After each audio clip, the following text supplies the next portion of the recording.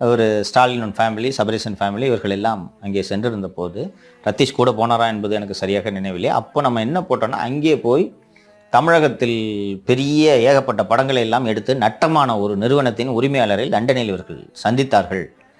And அந்த தயாரிப்பாளரிடம் இவர் mister ஜிவாலோட மகள் அறிமுகப்படுத்தப்பட்டார் என்று அப்போது நாம் சொல்லியிருந்தோம்.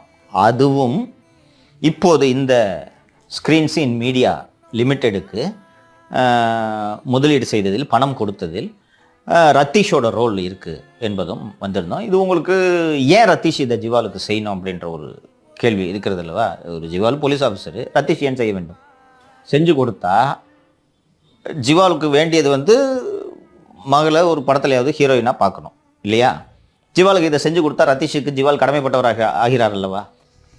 ஜிவால் ரத்தீஷுக்கு கடமைப்பட்டவர் ஆனால் தமிழகம் முழுக்க காவல்துறை